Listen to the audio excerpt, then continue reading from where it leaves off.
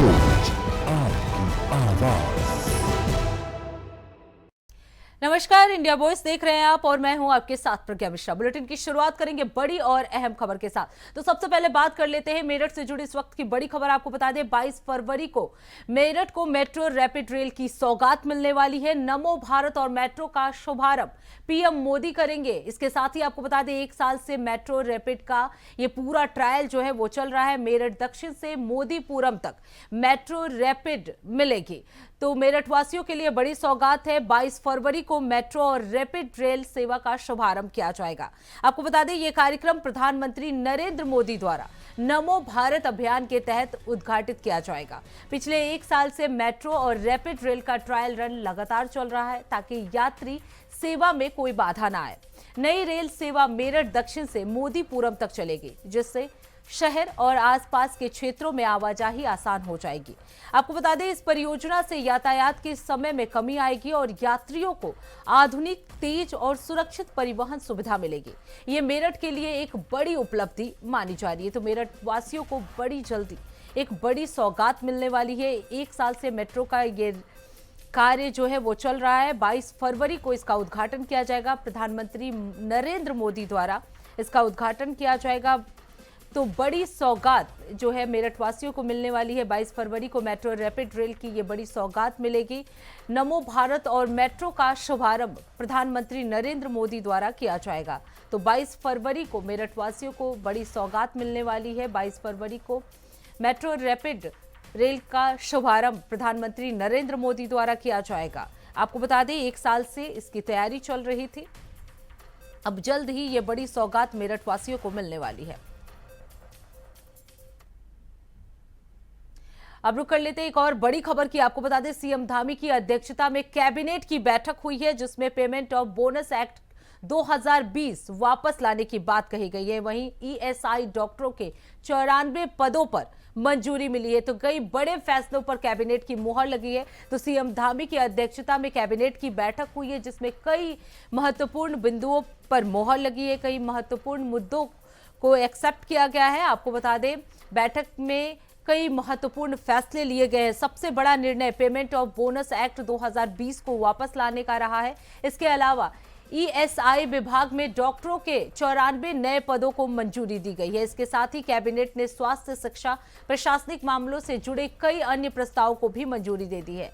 ये फैसले प्रदेश के कर्मचारियों और आम जनता के हित के लिए बताए जा रहे हैं। मुख्यमंत्री ने सभी मंत्री और अधिकारियों को इन फैसलों को समय पर लागू करने के निर्देश दिए हैं। बैठक में कई बड़े नीति निर्णयों पर कैबिनेट की मुहर लगी है।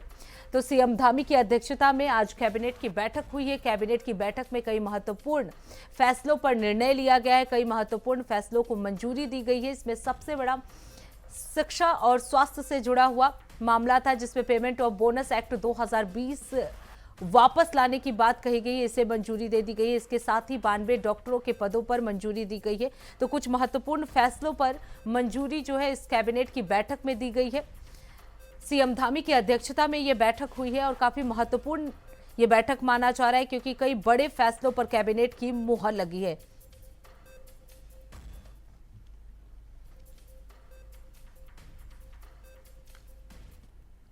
अब रुक कर लेते हैं अगली खबर की। बांग्लादेश में 13वें संसदीय चुनाव के लिए 299 सीटों पर मतदान शुरू हो गया है। आपको बता दें ये चुनाव शेख हसीना के हटने के बाद पहला आम चुनाव है। मुख्य मुकाबला बीएनपी और जमात-ए-इस्लामी के बीच है। वहीं अवामी लीग चुनाव से बाहर है। आपको बता दें बांग्लादेश के युवा मतदाताओं में मतदान को लेकर खासा उत्साह देखा जा रहा है और सुबह से ही मतदान में बड़ी संख्या में युवा मतदाताओं की भागीदारी रही है। साथ ही बांग्लादेश चुनाव में हिंसा की अभी तक कोई बड़ी घटना जो है वो नहीं हुई है और चुनाव प्रक्रिया शांतिपूर्वक चल रही है। तो बांग्लादेश में 13वें संसदीय चुनाव शुरू हो गए हैं। आज 299 सीटों पर मतदान जो है वो शुरू हो गया है। सबसे बड़ी बात यह है कि शेख हसीना के हटने के बाद ये पहला आम चुनाव है। लोगों में खासा उत्साह जो है वो सुबह से ही देखा जा रहा है।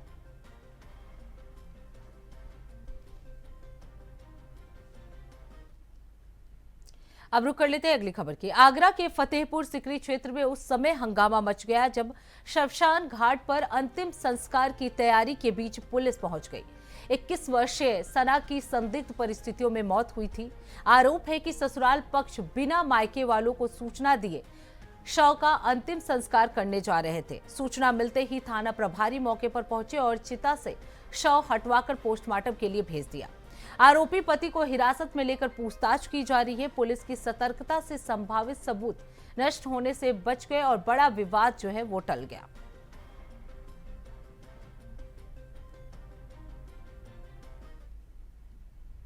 अब रुक कर लेते हैं अगली खबर की। खबर लखनऊ के मोहनलालगंज थाना क्षेत्र के केसारी खेड़ा सिसेंडी गांव से है, जहां दबंग राजेंद्र लोधी का आतंक लगातार जारी है। आरोपी के खिलाफ SC/ST एक्ट सहित 8 मुकदमे दर्ज है, लेकिन अभी तक आरोपी की गिरफ्तारी नहीं हुई है। आरोप यह है कि आए दिन छत पर चढ़कर पड़ोसियों पर पत्थरबाजी करता है। शिकायत पर पुलिस पहुंचती है और वो उथेरिया शीतलखेड़ा स्थित ससुराल में छिप जाता है और पुलिस के लौटते ही फिर उत्पात मचाता है। दहशत में ग्रामीण जो है वो कार्रवाई की मांग कर रहे हैं। आरोपी का वीडियो भी इन दिनों सोशल मीडिया पर तेजी से वायरल हो रहा है, जिससे पुलिस की कार्यप्रणाली पर भी कई गंभीर सवाल उठ रहे हैं। तो आपको बता दें, दबंग राजेंद्र लोधी का आतंक जो है वो लगातार जारी है। आरोपी के खिलाफ कई मुकदमे दर्ज है, लेकिन अभी तक उसकी गिरफ्तारी नहीं हुई है।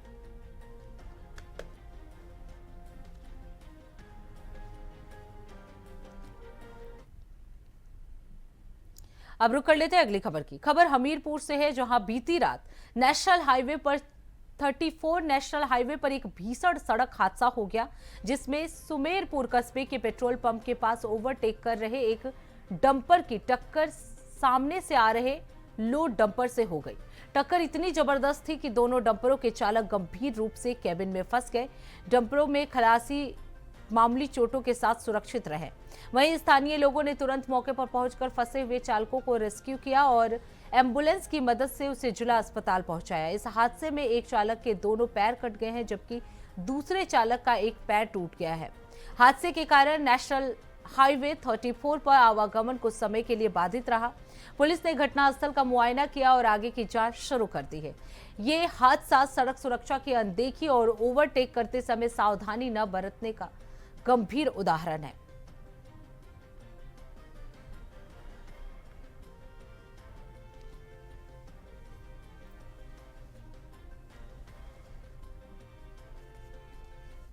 जो है काम करके गेस्ट हाउस से जो है शिव मैरिज से आ रहे थे जो है, और हम जो है शिवानी के सामने थे, जो वहाँ पे जो है सुना जो धड़ाम, तो हमने कहा टायर फट गया। जो है यहाँ पे आया तो देखा जो है तो आमने सामने जो है गाड़ी जो है टकरा गई। जो है उसमें से जो अगला आदमी जो वो वाली गाड़ी थी तो उसके जो दोनों पैर चले गए, तो उसको निकालने के बाद जो अगला आदमी फंसा हुआ था, मगर वो तड़प रहा था। तड़पने के बाद जो उसको हमने जो किसी तरह से जो गाड़ी में टॉर्चर करवा के जो उसको निकाल के जो है बाहर निकाल। अब रुक कर लेते हैं अगली खबर की। उत्तर प्रदेश के मुरादाबाद जिले में समाजवादी पार्टी के बिलारी विधानसभा विधायक मोहम्मद फहीम इरफान और उनके परिवार के जाति प्रमाण पत्र फर्जी पाए गए हैं। शिकायतकर्ता विश्वास यादव उर्फ लवली यादव ने 19 जुलाई 2024 को जनपद स्तरीय समिति के समक्ष फर्जीवाड़े की शिकायत दर्ज कराई थी। जांच के बाद समिति ने पाया कि फहीम और उनके परिवार के सदस्य झोझा जाति के नहीं हैं, इसलिए उनके प्रमाण पत्र अवैध घोषित किए गए। इसमें विधायक के चाचा मोहम्मद उस्मान और उनकी बेटी फरहीन और समरीन के प्रमाण पत्र भी रद्द कर दिए गए हैं। आदेश पर जिलाधिकारी मुरादाबाद अनुज कुमार सिंह और अन्य 4 अधिकारियों ने हस्ताक्षर किए हैं। आपको बता दें, पूर्व समाजवादी पार्टी के सांसद ST हसन ने इस कार्रवाई को सियासी नाइंसाफी बताया है। उन्होंने कहा कि फहीम के पास 2011 से प्रमाण है और वो आवश्यक पड़ने पर कोर्ट में अपील कर सकते हैं। देखिए, उसमें जो फैक्ट्स हम जहां तक हमें मालूम है, उनके पास पुख्ता सबूत है इस बात के, वो झोझा जाति के हैं और 2011 से के उनके पास ये सारे सबूत हैं। अब ये तो मैटर ऑफ इन्वेस्टिगेशन है और अगली जहां भी जो फोरम होगा उस पर वो इसकी अपील करेंगे और अगर नहीं होता है तो उन्हें कोर्ट जाने का पूरा हक है। अगर वो जैसा मुझे भी मालूम है झोझा जाति के हैं, सियासी तौर पे ऐसी नाइंसाफी किसी अब रुक कर लेते हैं अगली खबर की। प्रयागराज में पतंगबाजी में होने वाली दुर्घटनाओं को देखते हुए सीएम योगी आदित्यनाथ ने पूरे प्रदेश में चाइनीज मांझे की बिक्री पर प्रतिबंध लगा दिया है। इसके बाद प्रयागराज में कमिश्नरेट पुलिस द्वारा पतंग दुकानों पर लगातार औचक निरीक्षण और अभ्यास शुरू किया गया। बुधवार को खुलदाबाद थाना क्षेत्र में निरुल्लाह रोड और अटाला और अन्य इलाकों में निरीक्षण किया गया। इंस्पेक्टर शैलेंद्र सिंह के नेतृत्व में हुई कार्रवाई में दर्जन भर दुकानों की जांच की गई। हालांकि किसी दुकान पर चाइनीज मांझा नहीं मिला। दुकानदारों को भविष्य में इसे न बेचने की चेतावनी दी गई है। कई दुकानदारों ने अपनी दुकानों में नोटिस भी लगा दिया है कि चाइनीज मांझा नहीं बिकता। डीसीपी सिटी मनीष कुमार शांडिल्य के अनुसार पूरे सिटी जोन में 15 दिवसीय अभियान चलाया जा रहा है। किसी भी दुकान पर चाइनीज मांझा पाए जाने पर एफआईआर दर्ज कर सख्त कार्रवाई की जाएगी।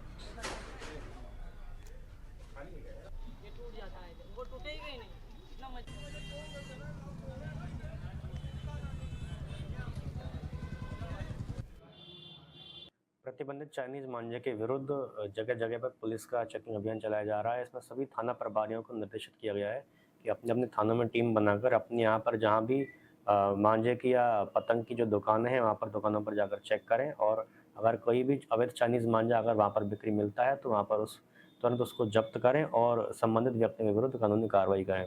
इसमें हमने निर्देशित किया हुआ है कि जहाँ भी अवैध चाइनीज मांझे का निर्माण होता है अथवा बिक्री होती है अथवा बड़े स्तर पर उसका यूज़ होता है, उन सभी व्यक्तियों के विरुद्ध कानूनी कार्रवाई की जाए और चाइनीज मांझा बेचने वालों के विरुद्ध सख्ती से इसमें कठोर कानूनी कार्रवाई।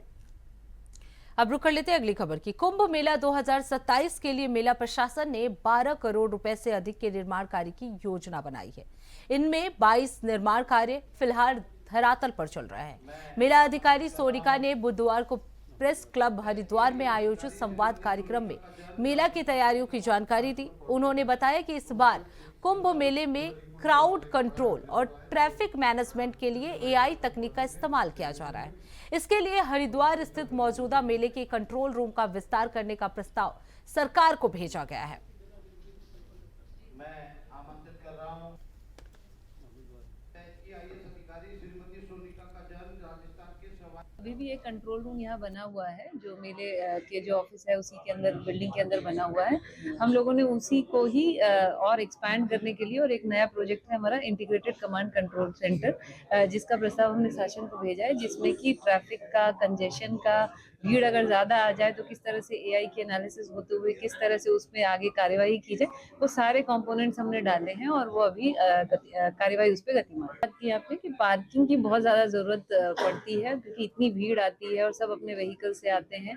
तो उसके लिए हम लोगों ने, जैसे मैंने पहले बताया, कि 2 पार्किंग तो हमने शहर के अंदर बनाने की प्रस्तावित की हुई है। इसके अलावा अस्थायी पार्किंग हमारी हमेशा से बंद। अब रुक कर लेते हैं अगली खबर की। रानीखेत में छावनी परिषद रानीखेत अपने क्षेत्र में विकास कार्य लगातार जारी रखे हुआ है। आपको बता दें, पिछले 1 महीने से देहरादून के डीओ विवेक सिंह रानीखेत छावनी परिषद का कार्यभार देख रहे हैं, जबकि कार्यालय प्रशासनिक अधिकारी रमा नेगी इस समय कार्यभार संभाल रही हैं। नए सीईओ के मार्च अंत या अप्रैल में चार्ज लेने की संभावना बताई जा रही है। इसके बावजूद कैंट क्षेत्र में विकास कार्य पूरी तरह से जारी है।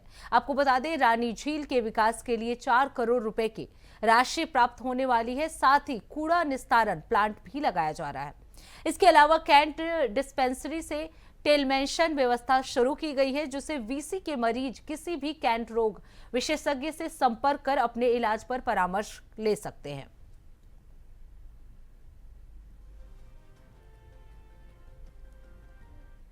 तो आपको बता दें, रानीखेत में कूड़ा निस्तारण प्लांट की शुरुआत कर दी गई है। अप्रैल में नए सीईओ जो है कार्यभार संभाल सकते हैं, लेकिन उससे पहले वहां का कार्य जो है वो लगातार प्रगति पर है। रानीखेत में 4 करोड़ रुपए से रांझी झील का जो है वो विकास किया जा रहा है। विकास कार्यों की गति तेजी से है और रानीखेत छावनी में ये विकास कार्य लगातार हो रहे हैं। इसके साथ ही आपको बता दें, किसी भी कैंट रोग विशेषज्ञ से वीसी के मरीज जो है वो संपर्क कर सकते हैं, अपने इलाज से संबंधी परामर्श जो है वो ले सकते हैं। डिस्पेंसरी और टेलमेंशन व्यवस्था शुरू कर दी गई है, तो प्रगति का कार्य जो है वो लगातार जारी है। अप्रैल में नए सीईओ जो है वो कार्यभार संभाल सकते हैं। रानीखेत में 4 करोड़ रुपए से रांझी झील का जो है वो विकास किया जा रहा है। रानीखेत छावनी परिषद बहुत सारे विकास कार्य कर रही है। इस समय बहुत सारे विकास कार्य चल रहे हैं। जैसे अभी हमने रानी झील सौंदर्यीकरण का जो कार्य है, जिसमें 4 करोड़ रुपए हमें शासन के द्वारा प्रस्तावित है कि दिया जाएगा, तो उस पर हमने प्रपोजल बना के स्टेट गवर्नमेंट को भेज दिया है। और हमारे यहाँ जो डिस्पेंसरी है जिस पर मेडिकल सुविधाएं उपलब्ध हैं, तो वहाँ पर एक टेलीमेडिसिन फैसिलिटी भी हमने दी है जनता की। रानीखेत की जनता वहाँ पर जा करके हमारे अन्य छावनी परिषद के जो विशेषज्ञ होते हैं इसमें डॉक्टर्स, उनसे परामर्श ले सकते हैं वीडियो कॉन्फ्रेंसिंग के माध्यम से। और बाकी जैसे रानीखेत सदर बाजार एरिया में बहुत सा इंक्रोचमेंट हो रहा था रोडों पे, जिसमें आवाजाही, सुगम आवाजाही ट्रैफिक की बाधित हो रही थी, तो वो भी हमने इस समय अभी दूर किया है। रेडी पटरी पर बैठने वाले जितने भी रोडों को इंक्रोच करके सामान उनका जब्त किया गया है। अब रुक कर लेते हैं अगली खबर की। मुख्यमंत्री के सख्त निर्देशों के बाद देहरादून पुलिस को तिब्बती मार्केट के सामने हुए हत्याकांड में बड़ी सफलता मिली है। आपको बता दें, मुठभेड़ के दौरान पुलिस ने शूटर और उसके सहयोगी को गिरफ्तार कर लिया है। दोनों के पैर में गोली लगी है। एसएसपी देहरादून के निर्देश पर नाकेबंदी और सघन चेकिंग अभियान जो है वो चलाया जा रहा है। आपको बता दें, रायपुर थाना क्षेत्र के जंगल में एक बदमाश ने पुलिस पर फायरिंग की। जवाबी कार्रवाई में उसे गोली लगी और उसे गिरफ्तार कर अस्पताल भेज दिया गया। वहीं लाल तप्पर चौकी क्षेत्र में स्कूटी सवार बदमाश भी पुलिस पर फायरिंग कर रहा था, उसे भी गोली लगने के बाद गिरफ्तार कर लिया गया है। दोनों के पास से देसी तमंचे और स्कूटी जो है वो बरामद की गई है।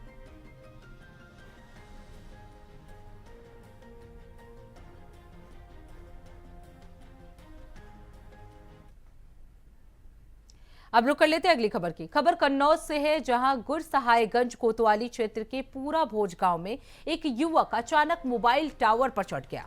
अज्ञात कारणों से यह कदम उठाने पर युवक ने खुद को टावर पर रोक लिया। आसपास के लोग उसे टावर पर देखकर घटनास्थल पर एकत्र हो गए।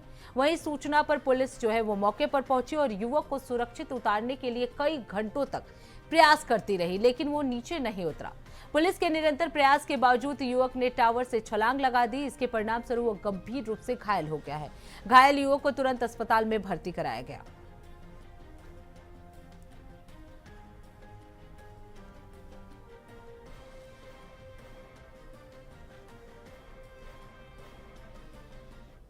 सुबह और जब जाने नहीं, जब ऊपर चला गया सबसे ऊपर, जब किसी की नजर पड़ी तब मेरे पास खबर आई तो तुम्हारा वो भतीजा टावर पर चढ़ा है। तो उसे उतारने की कोशिश करते रहे, आवाज लगाते रहे, ये नहीं सुनी। फिर 100 नंबर कॉल करी, 100 नंबर आई, थाने वाली चौकी वाली पुलिस भी आई, लेकिन वो लोग जैसे कोशिश करते रहे, वैसी कोशिश भरपूर नहीं करी जो उतारे ले कुछ।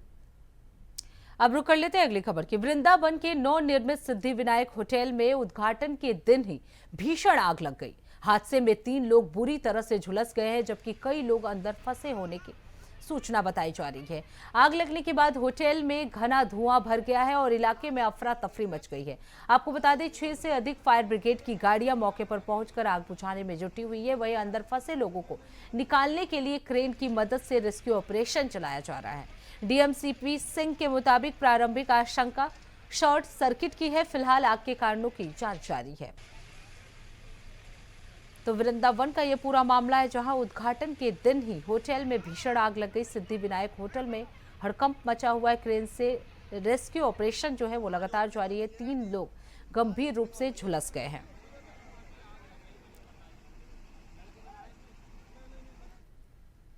अब रुक कर लेते हैं अगली खबर की। अमेरिकी राष्ट्रपति अपने मनमाने फैसलों के चलते अब अपनी ही पार्टी का समर्थन खोते हुए नजर आ रहे हैं। आपको बता दें, कनाडा पर लगाए गए टैरिफ के मुद्दे पर अमेरिकी संसद में एक प्रस्ताव लाया गया है। ये प्रस्ताव कनाडा पर लगे टैरिफ को हटाने की मांग की गई है। हैरानी की बात है कि ये डेमोक्रेट सांसदों द्वारा लाए गए इस प्रस्ताव को सत्ताधारी रिपब्लिकन पार्टी के सांसदों ने भी समर्थन दे दिया है। दरअसल बुधवार को अमेरिकी संसद में कनाडा पर लगे टैरिफ हटाने की मांग वाले प्रस्ताव पर मतदान हुआ। 211 के मुकाबले 219 मतों से यह प्रस्ताव जो है वो पारित हो गया। अब यह प्रस्ताव सीनेट में जाएगा। हालांकि इस प्रस्ताव के पारित होने की आशंका कम ही है, क्योंकि इसे राष्ट्रपति डोनाल्ड ट्रंप की मंजूरी मिलनी भी जरूरी है और इसकी संभावना लगभग न के बराबर बताई जा रही है। तो आपको बता दें, ट्रंप के खिलाफ उनकी ही पार्टी के सांसद जो है वो नजर आ रहे हैं। टैरिफ के मुद्दे को लेकर वो ट्रंप से नाराज नजर आ रहे हैं, उनके खिलाफ वोटिंग करते हुए नजर आ रहे हैं। डेमोक्रेट के प्रस्ताव को उन्होंने समर्थन दिया है। तो कनाडा पर लगाए गए टैरिफ को लेकर ट्रंप की पार्टी के लोग ही उनके खिलाफ वोटिंग करते हुए नजर आए। उम्मीद यही जताई जा रही है कि ट्रंप का इस टैरिफ वाले मुद्दे पर सिग्नेचर होना जरूरी है। अगर उनका समर्थन मिलता है तो कनाडा पर टैरिफ हटाया जा सकता है, लेकिन ये मामला न के बराबर है।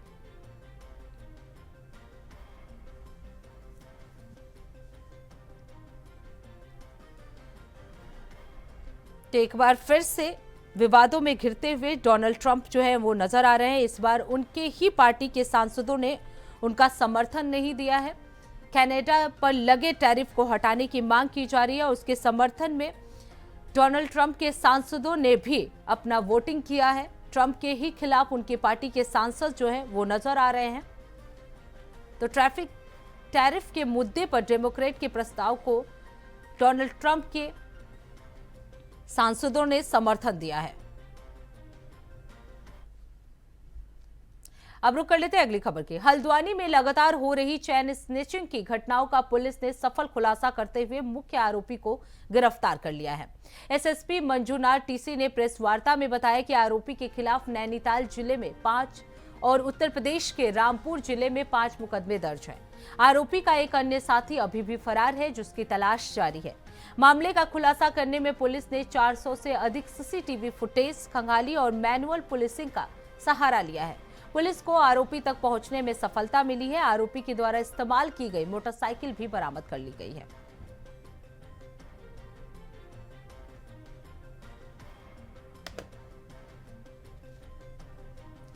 तो आपको बता दें, हल्द्वानी में चैन स्नैचिंग की घटनाएं लगातार बढ़ रही थी और इस मामले में पुलिस को बड़ी सफलता मिली है। पुलिस ने मुख्य आरोपी को इस मामले में गिरफ्तार कर लिया। हालांकि उसका एक साथी जो है वो फरार बताया जा रहा है, जिसकी तलाश में पुलिस जो है वो लगातार जुटी हुई है। हमने इसको चुनौती को हेड ऑन लिया, हम इस चुनौती को हेड ऑन टैकल किया। आज तीनों घटनाओं का सफल अनावरण हुई है। ये 2 लोग हैं, बहुत शातिर अभियुक्त हैं। एक का नाम है फिरोज गांधी, निवासी जो है मिलक खानम, थाना रामपुर, जिला रामपुर का है।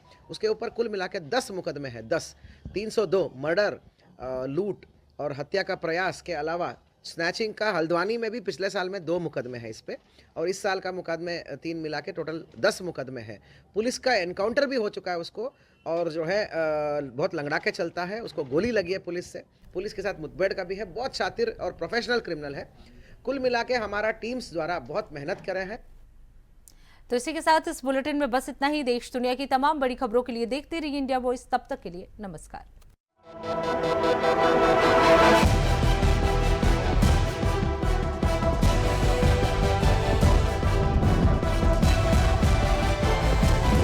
इंडिया वॉइस, आपकी सोच, आपकी आवाज।